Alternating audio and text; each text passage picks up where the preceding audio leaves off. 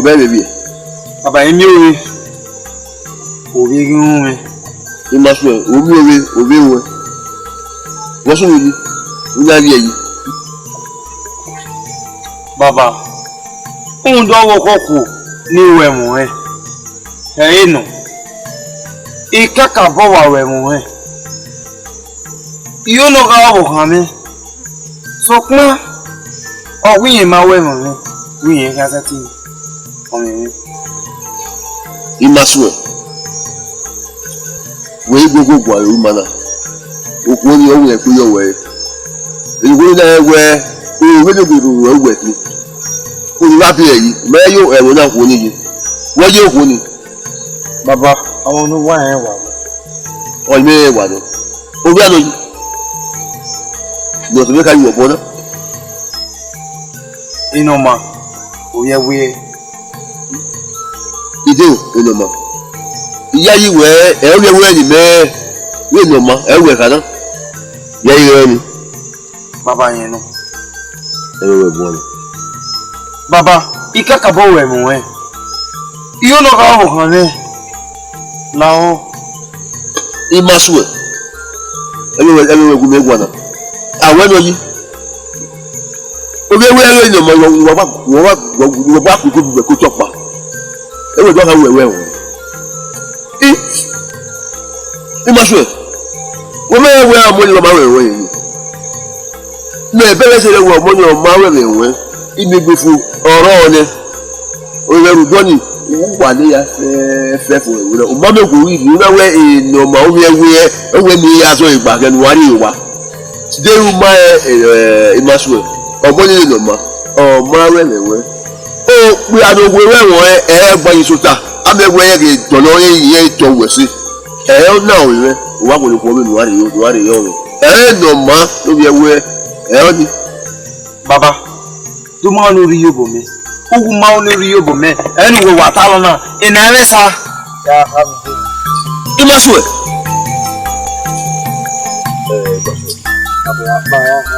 imaswe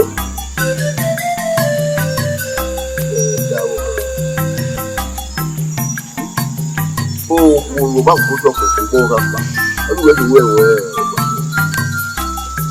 enu ko we wa ba lu ta mo to ku e o ni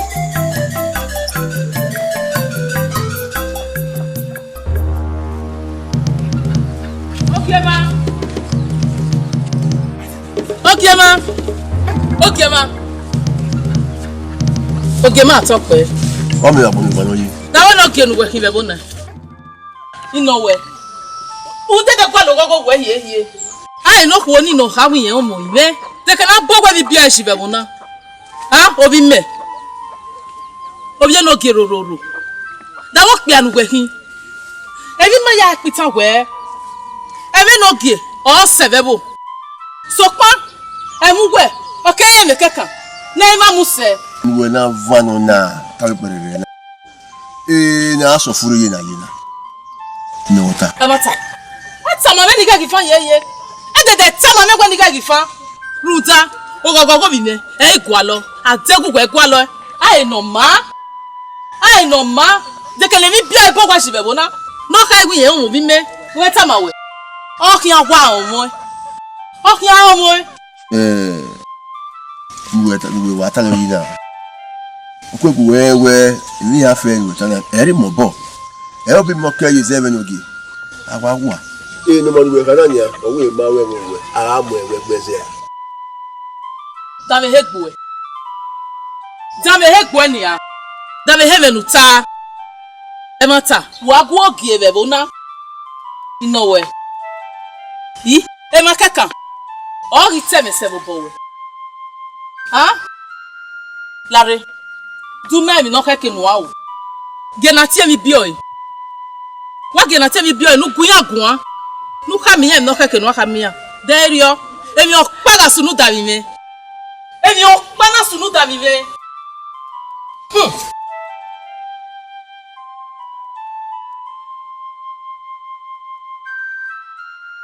Udasi.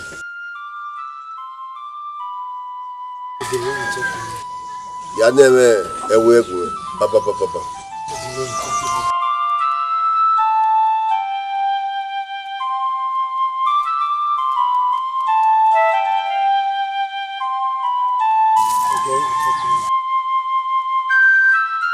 Oge wa papa. Owe gwa na enwe. Ewe mo oge na jiwe. Tuta.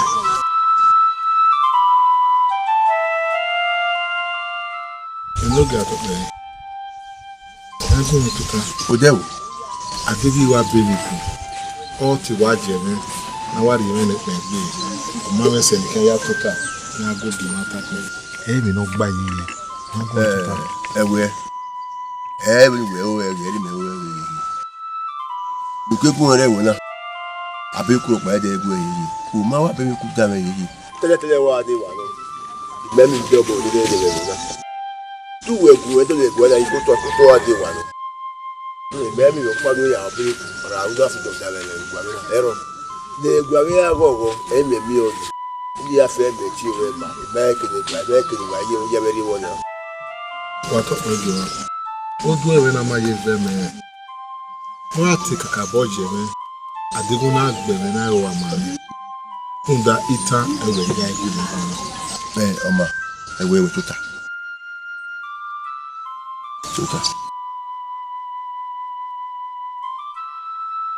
Ni ti we ba. Ona hi. Owo mi ado ya, awo ewo ya. Owe we ya we. We serio.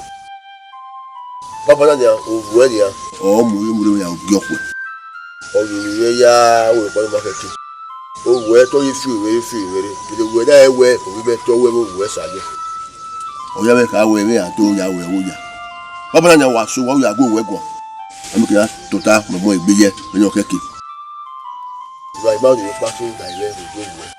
Ala suru. Ni te se ama ewe. So na o wa ni wa go we go. Ya keme yo. Na ti we ba. Wa to pe oge. Emi na ma keji mo bo. Bo no yi. E ma we nu wa. Ya gun kan. Ata ni. Iye te a o ni e gbogbo. Iba ike mo so ni. Ona pari gbe ko. Odo wi je. Kini no we. Omo na ya egbe re wo na ya. Owe ta seri ogwe adigi ma owo to bi ene e fi we la wo.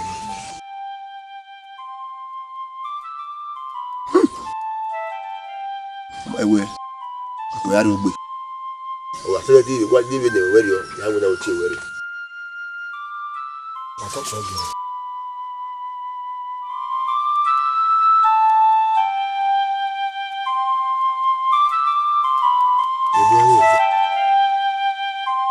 Mo mo na pa ewo na. Oye wa. Ubege we ni. Uma bege we. Itama una we eno mama we me we. O ma ge we se obi ani e. Ite tama we so kuma da me o. Runda we ni ya eno ma ole ye una ri fe. Ubege. Ona gere de ma we. no mama we. Ekene no mana seti pa ye bona. Makama me. Magele we me ye. Wa ya we mo kuno. Sukma.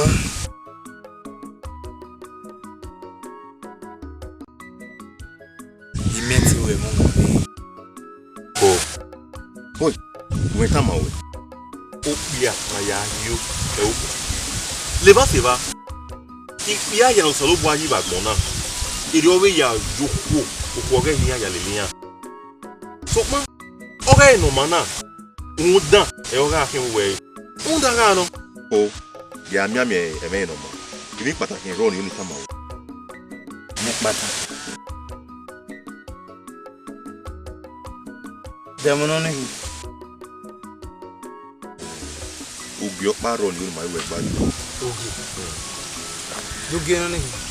De kenya kana we. Anya we. Agbako no. Ugi, oge obi no ugyo agbako.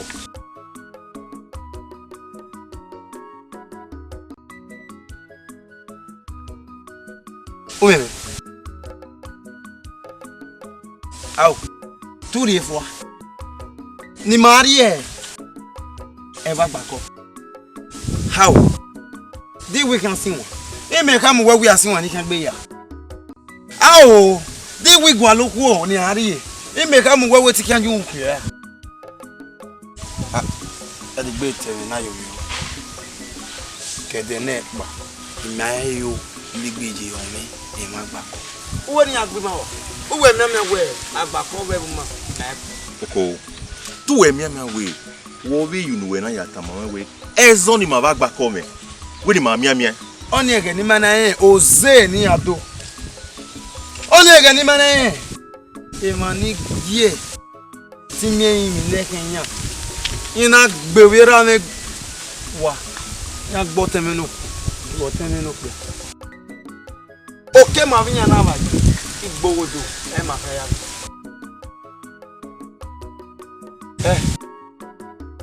Sangue.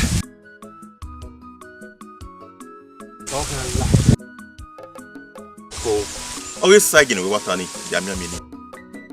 We no wota pa. We ga are mani ege ni na gbela betima. We no. E ma no bulo ya golo ne. E ibi ni aji iwe wu no. We ta ma we.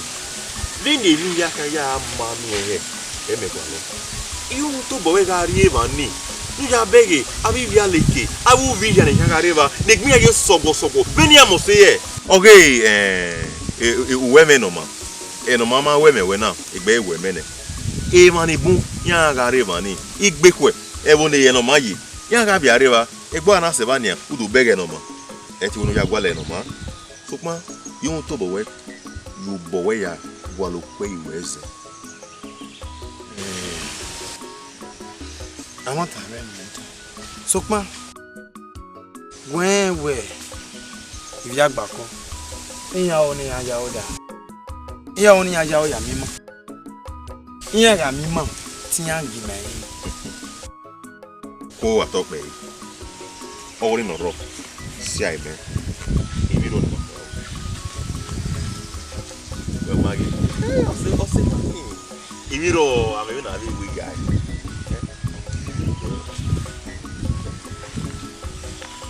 Oh.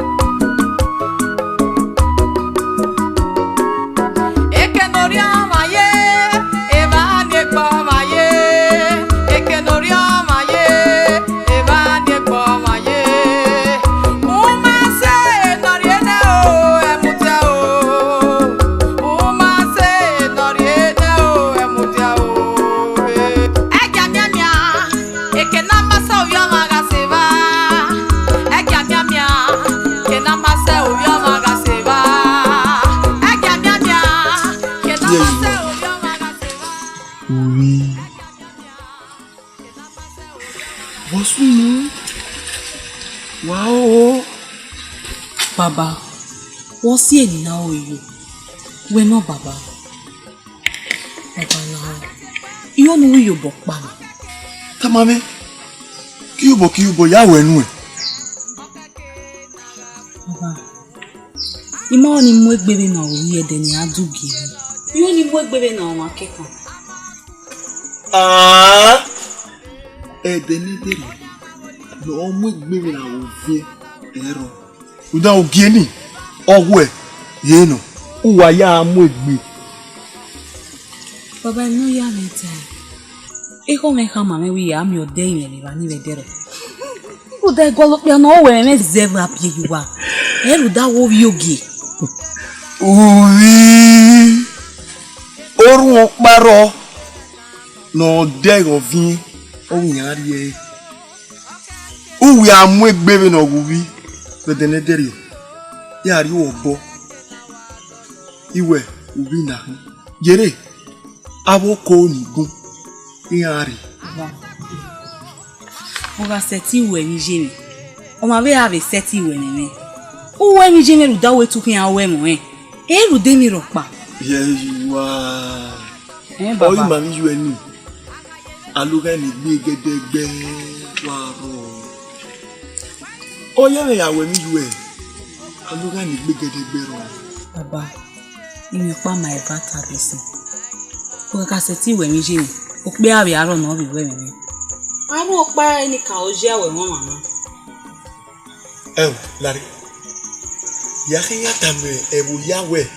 Ona o wi me. No ma mo gbese. We. Baba. Iyo ni tun amwegbebe na ori le. Ah! Ofie. You do tame ebu we. Ona. O wi me. Babalawo. Baba wona me. Ihe no se ni ana we vedero. Aboko ya ke dandi idu. Iduri ovie. We ona. Oe uye. Yewe. Baba yin. Iye mi no. So pa o keke no we no se ni me na tai babalawo.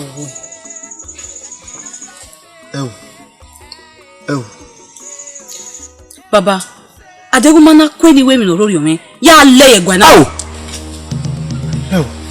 Lao. Eto yeke mo me. Bete no derio. Aboko ya.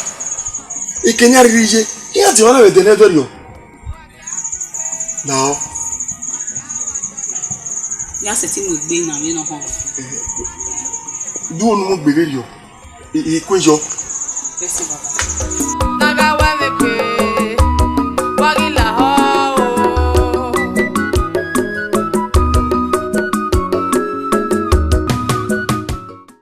Wakojo. Motu wa wesi. Ideri nyuna no wa muna begwe na. Emi kawo noju wa bo. Se soge wa. Emi ni tu wa ba. Okega we ubi. Owo ni emu gbebe na ovie edugi. Ima onu wa lele yo lelere. Oh, give me a talk, babe. What's it? Owo yen oni emu gbebe na ovie. Owo ima onu ru pa lele yan ni yere. So popa no wa ri awuto.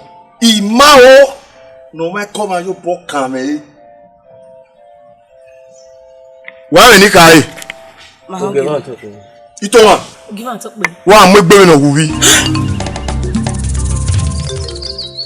Ege wa mo e. Ibo no ege wa mo e. Wa to ta kini egwa mi. Medeli. Wa me ni kai. Give me a talk. Wa mo e bi.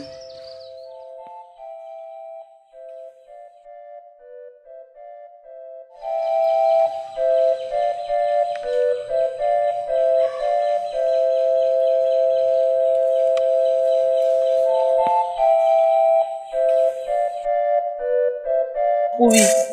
Et nous, on a mal de jamais. On m'a déjà mis. Donc, il y a quand même un ouais, du guillaume, on nous met bien avec, oui, on nous met bien avec. Hein? Et la mère de Royo yé, il va de va woré. Ah oui, oui, oui, il y a un movie. Ou quoi, on nous met bien avec movie. Movie, Emma, Emma, wow, you feel how we are. Itu anyị ihe ekwe dị kwere. Era mi no bien. Ya ga ya ke no ya agogo. O mege na ya agogo. O mege na ya agogo. Sira na. Oma. De no hiyo gi me be nana. De no hiyo go me ubi e do pa kaka. Ye o e ubi ne do pa. E de ya be gbe ki obi e. O me me da ya ubi e o. Me e ubi dia. Me be sikegbe no bi. Mo be sikegbe no bi. Itu agogi me. Wo vie dami. O se kaka kama he. Mo be oge gbubi ni na mu. Me mamu eke imire. Ubege be ni ya ni ere na. Iri ya ni ya ni gbere be ni. Edelo ni ya mama we no se na wo ni we bi. Ihe mi no se runda. Uma onu bia we we ze bubi. Wo na we ze ba bien wa o se ona we me. Oh ma, du ta be yo. Udo ese ne gbe o. When ma o mo be. Wọ́n wọ́n mọ̀nà mọ̀ sí. Ẹdún ní kò náà ní. Àwọn ọmọ mi mẹ́yìn ẹwọ́ bí ẹra mi. Ẹdún ní ẹ̀gẹ̀lẹ̀ yìí fi èyà hàn wẹ́. Ìpín ara rẹ̀ dún abú ẹ̀wẹ̀wẹ̀ ní àrí ìwé ẹ̀zẹ̀ rà mí. Ìwọ̀n ní ó tọ́jú mi, wọ́n á yẹ di yà sí. Ìyá ìwé yẹn àrí ìwé mi. Ìyẹ́dẹ̀! When you hear Jevedo, when you hear Seleke, when you go agbo, you go emi. Awo pa na obu mi ade ke ni Jevedo ni ero. What it are runda? Berugbeje. Udazi, ojo se gugwe ke mi ade. Umose no mosene, uji vie han, umaji vie han, urupo no mose o manu an, o seju wewune. A tu a fi we for wedero. Ifi we for. Ipi ana ni na. Emi no ko eye bi bere. Iye bega wo e. Iye bega wo mama, iye bego ri oge. Iye bego ni oge. Bege do. Eso do ni ani me. Owi. Emi no wo no na. E gba e. E ki agba. Gatile. Ona e na tile. Opa agbi fun eme redero. Ona e na tile. Gatile. Eh! Buri le o. Obi, buri e re. Obi kwen.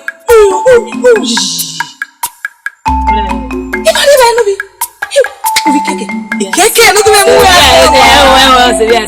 Tu vi vie. Bueno, me hace de.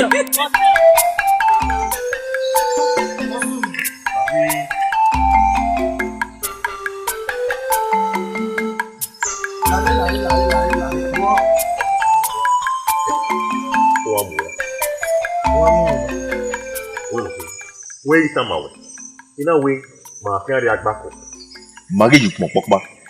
Sukma, you do so every you. In a way, in my mind, you can pop back. Yeah, I give me away. No, don't in ya, and I got a back. No, but I have been a reward. Majo back. We are. Imayara, Tia Vioi, a vio, no, ya Vioi. Womania, eh? Monia Sukma, way winner. Imanajona, Yagimano, Mado Yivo Babushnia. I don't know. You know, what we are. Well, no, you put me a book. I don't know, we know how we are. When you are even a book, Sukma, a down the Dovi, Imayara, Pia, Mayara, Womania. No, yeah, only the way to do anime. Or do you? No, Mama, Gary. Every down the Dovi.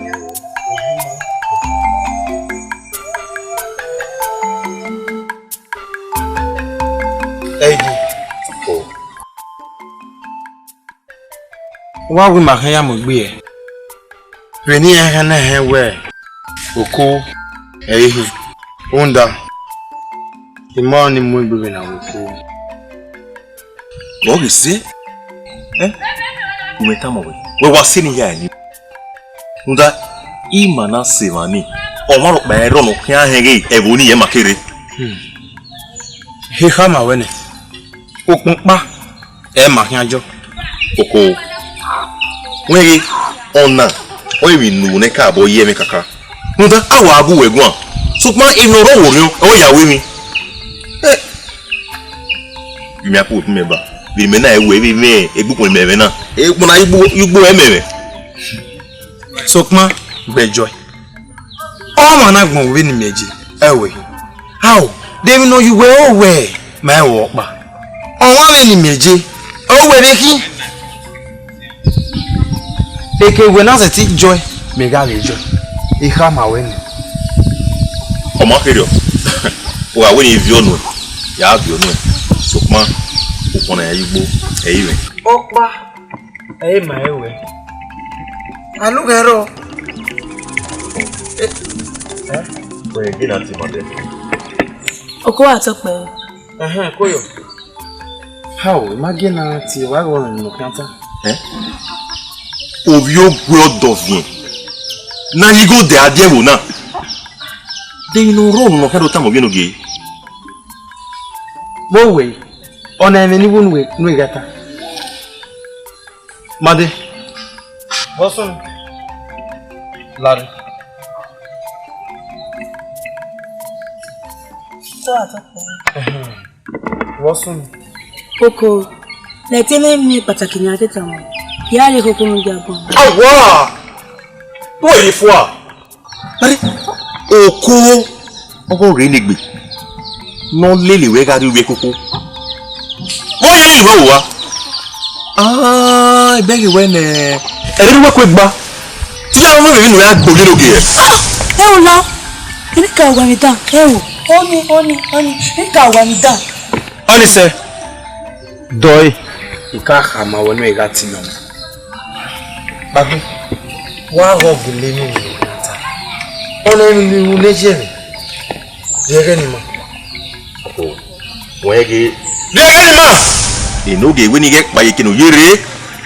Emi ko pa sunu mi ni ge no me. Lare wa hai. Gumegu. Oko. Ina te ta inyo. La we bu ya bo me. Mi no zero na we. O ma onogun. O ndani na oko. O ze no na mo. Gwa. Iwe mi opa. Wa.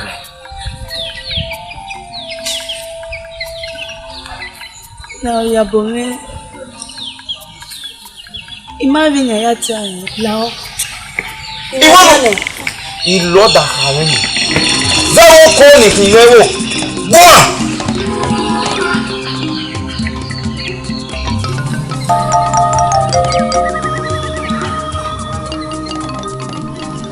Iwe mewe. La we bu. Aike. O sunu no wa ya we ge bi na. Oh. Evi ni madeta. Imaya iwi ga setinta. Imade gosene gwage egi eminuta ba. Mane ya ta le ba se ba ekwe mume. La gumi akan la o. Tare awaniki. Tuwe ye fo a. Tuwe zwa eri we ko gba. Awe no ka ge eri ka tamoko. Owo de gbe ta. O ta. Wait, we come out. You do mana tania. Ya wa ve kokudu we ni. Ya bebe ni ka o. Lao. Onise. Babu, ikem. Lemi awe. Right. Lao.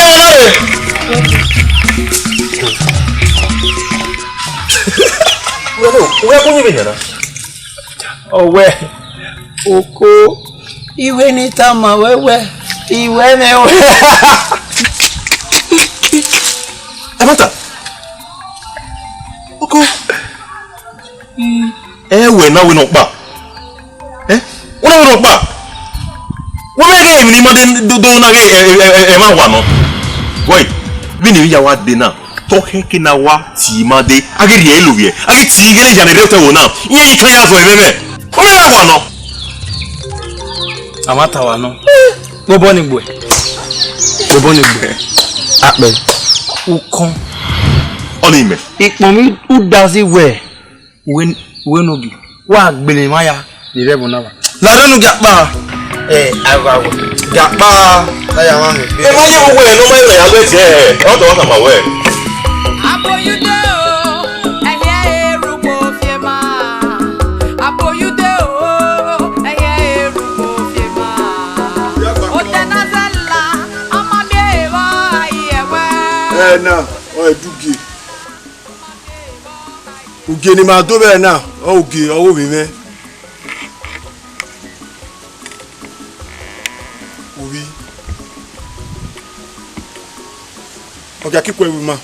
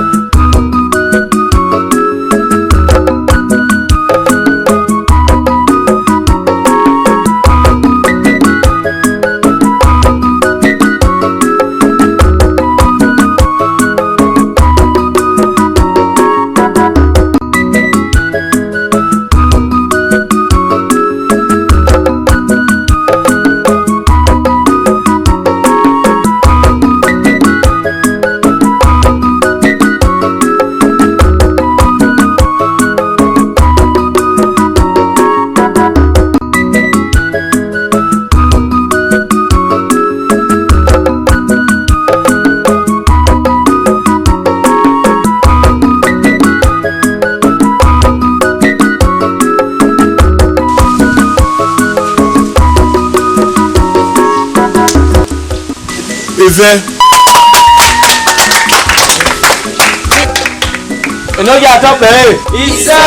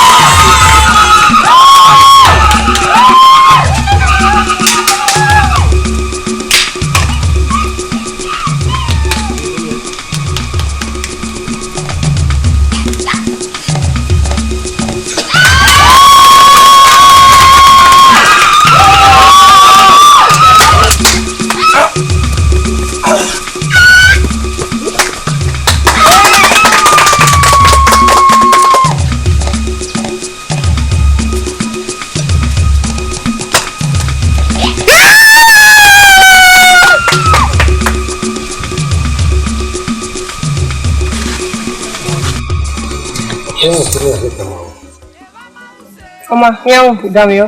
Pakai. Oh, aku dewan ya. Jatuh mana? Aku nak kiri apa? Yeti la re ko nga. Era re ni mu dia wana. O ni e kamaro. Ye ta bu na ni. Ma pa so ko e ko. Wawo. Are ye ni ma. Ani ga udo.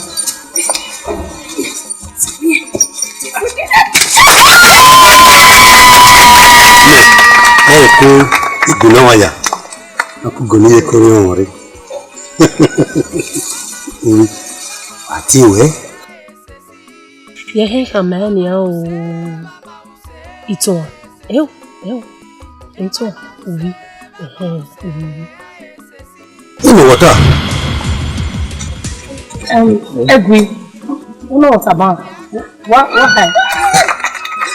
Ama. Iwe bati we. Ami o ma ga we mo no ma ni. E wo ya fefe ni. Ana me o ma ni. Iwe ni. Chipopa no. Iwe ti bo ta ma we. Emi ti we. Ama.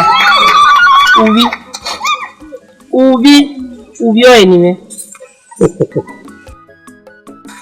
Uvi. Agbeja no wa e wo na wa ti we. Emi ni ra bi jo pa mu ni.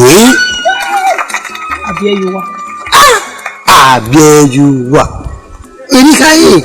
Abiejuwa. Ose ni gbe na e bolozo na. Iyo manu. Eni no ma. Uvi abiejuwa.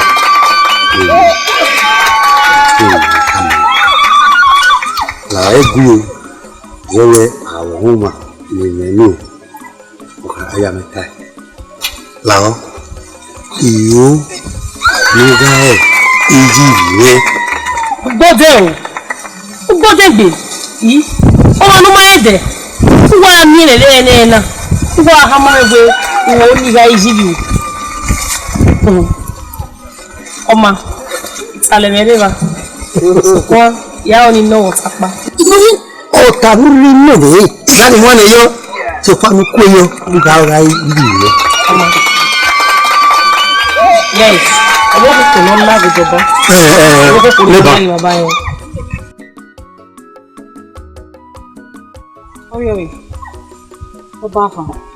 Ọba van imose ni mose. Aoga seti mi. Onuga setita. Sokma obo seti rawen ama wonu kan soso e. Onuma e ka wi e gara ramo e ama wori obi. O sewe ọba wana vena ukivogi asan o sewe dume mu we ogi ona re mega di ona o wa ga mo ri o wa meyin mi ni biu O madu ka berio. Ono ya ri rugi nika. o ri mi ere run oya wese nika No lago do. Ọ̀fẹ́ ni mo mọ̀ ni. Ìdẹ́rẹ̀. Ya ti ye zera. Agwa. Ọ̀fẹ́ ni mo mọ̀ ni. Agwa wo kú ìyèrè wẹ́ òkú mẹ̀fín ní àgbẹ̀fẹ̀. o sewe ọba wana ogi asan eyan panu sọ yìí ọ̀rẹ́ ni o mo se gbe lao igase ti yin ni re a Wọ́n ṣe wọ́n ti ní inú ìgbẹ́gbẹ́. Bena eniwe eni lage umusuwa bena go muna bieyu wa ha ọmọ na bieyu wa o kaka bo wa mose yonu ewe uwa me poto no kwa mo wori onre Orí orí. Ẹni mo tá mo ó bẹ pé sani mege na una wi mo se. awe won elele ọ̀rọ̀ kan nu gi saya we gbe tawe won ma ga gwale we mi Orí orí ó yire na yin. Àwọn ma wo yire na ibo. Ó ní wọn no mu re. o ni re ma wo ni Ẹ wo ina wọn ni we. kama mi gun Ya pa. o ga pa o ni re ma we o ma we mi o ga pa o ni re ma we o ko emi ka oji mi e ri Àgọ́. Dele no herio, o ma wele me. Uta, ju we here ti we gbon wa radio ni we ti we mo e. U dele na o yoki. Ndawobi, oya wewe ni. Ayo. Àwa ẹ̀. Ẹ̀ríkà ẹ̀. Ọ̀hún ni yẹn. Papa.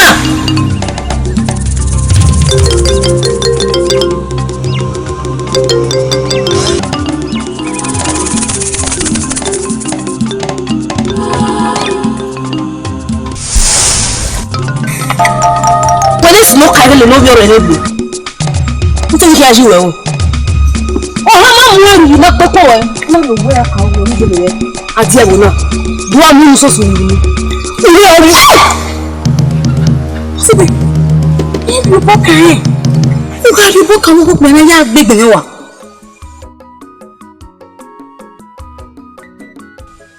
Kere. O ni gbe kere. Kasi kaya mo rin nagbakiri.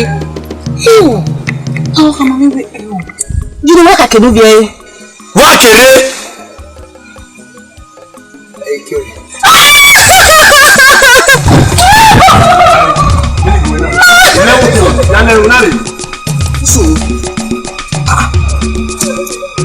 Iya kung okay iwe iwe na rin po. Kaya ko ay riyo. Hindi na nga pinag ko siya. Gege! Ìwé ni ìwé rà wà rẹ̀ wọ́n náà rè ó jà rè. Pàgàpà yà kéde.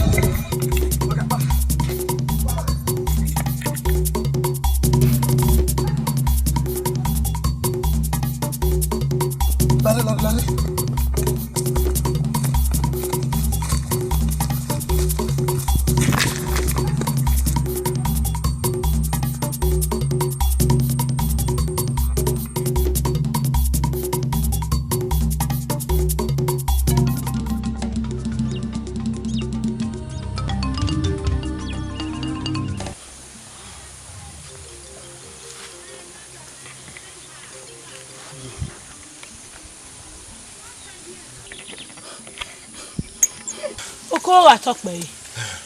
Oko, wo mo bosunu ba. Bosunu. Iwe mo bokun ko ni. Awo mo ma. Èmi no ma no. Supa, wow. Wow. Mi agwa lele we fe. Bosunu. We magwa. Mai mi no gile sunu. Oko. Awe mama. Omo no weda mi baba na. O yo gwe seleke ni. O bege ni a. Deni ka o. Iya te wa gbeli ma wa baba na. O anu mi o ma keka. O wi nogi. O ri dada. Eni uvi. O we wona. Ah. Ubi agbako. So do I. Boy. Owo koko ni to wa mu we o. O wi nogi dada. E seti mu egbe na gbe won ni. O wi ene izena. Ni rami. E kan seti bi mu gbebe ni mu gbe na. Ga die were. Imana mi no see e. No na mu gbebe ri o ga die ogira. Aye wona re. Go. Onire ma we. Bo wa gele we me. Obiri ni baba na. Kakabo. Na la o la wa la o. Magmaro pa ni e do hengi ma yiro to na. O la ya ga bi mo ya wa pele ma wa. Eni ka o ka mi ma fa ba. Mekpa. Merima. Omo na ka ma me ne. Emi no ya mu gbebe ri o. Me ga pa unda ikakabo we mu e. Oh. Igu.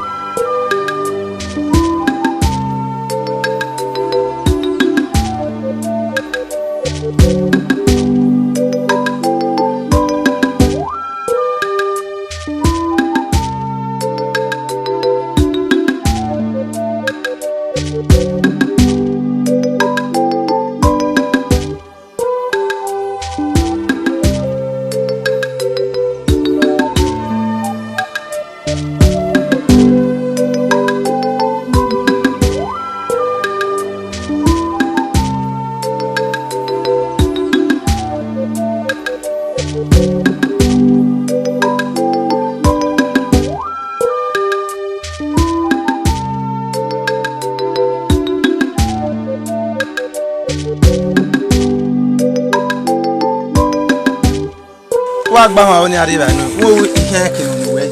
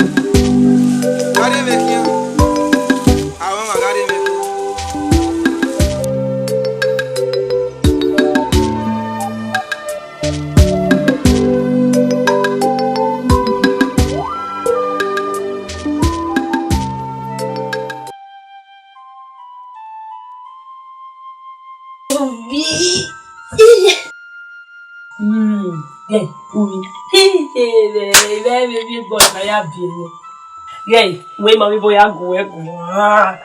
No de. Wa mi oko gagare. Yedu anome. Wa we ya. Wa ri we ya. Ubi umo segbe. Ubi woro na gbe. La iji bibe. Mi gwa ni boda we ya ga o ko ni wa ti o gbo ko bi de. Iye wa gwa. Ovie. Get bebe wa. Ye wo ko la kia. Eni me go atari mana mo ina we o esunu. Bi enu gwa tade wa aje. Uwa iye ko la mu meba bi mu tari waji uwi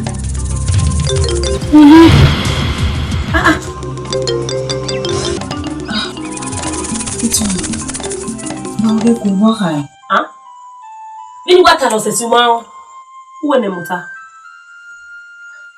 osunu o ma we nu ma we mo ya ku me gbon osunu itu ini ko mo wa ona iwe mo ko pe afa awe mama afa mo lo fe me fi o to do wa wa no e bi na wa yi ni hinia itu okunye ni gwan kan ija iye nu gwan kan igwa nu gwan kan o bia na we mo ku o na we mo bia emi o gogo wa ni hiya wa kujo ni ina yi mu yo mu na ba ma una yi emi ro mi ata ma ya gu me gbon da mo ma yo we sike gbese de mi ro akoko gba taru da emi re na mi ni ujo wa no we ma we de gbe itu we me we ri gbe ima woni wi okpe na ra no pe na wi me okpe na ga wi me to aye ami me awe wo wa le to gbe ni na ija we no ma no we bia na we mo ku bo na we ima gba desi me o gbe odo jagbe so ko ni we yawo na lórí ma we tu gbode ende mi ro nu gata ni lórí mi na be soto itu ni mo ko pe e wo re ni gbo kile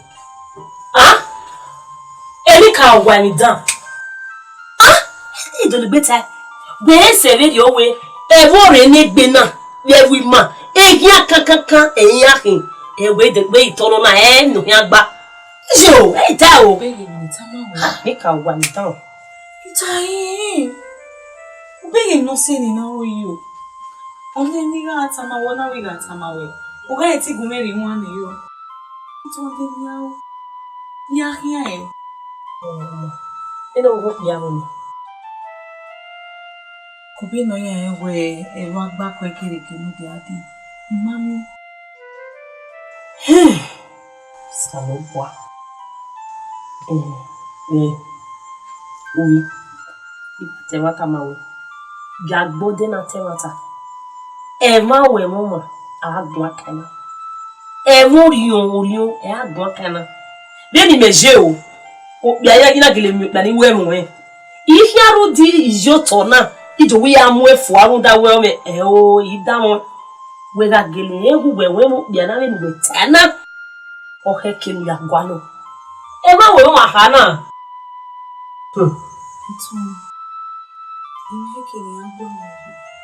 Seya. Ouviu com esse que é ino? E não me conhece, mãe. Não me dormia, ué. Eu olhei nem bem, eu queria. Não me conhece. Ouvi. FFM. Ogari. Dei no lupo piano na mani guau. E via vou me agbewa. E agbewa. No na mo mi guau, o ma ji agbewa. Ati e ma oni agbewa. E agbewa. Ore. O mari agwa lo. So, eu não e nem veria o irmão ali. Como ele ia ter o corpo piano. Ele nem me nasceu. E nem me não viu. Ele não sumou que eu vou não. E que não meu. Já mewe bibia.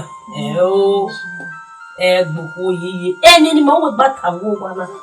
Wo gwana hi ahuji. Me ma ro pa ni tema. Wa yo se beba. Ubi da wo be. Wa we wo wa gwa kana. Me gu ige ore da do ge gbe. We wa we asiko. Ima ori ami o le dia. Be ni taje si awola oloje.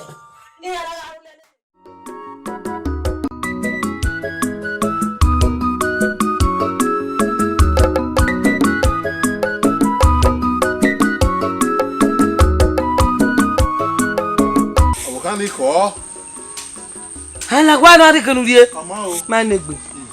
O wa gba re o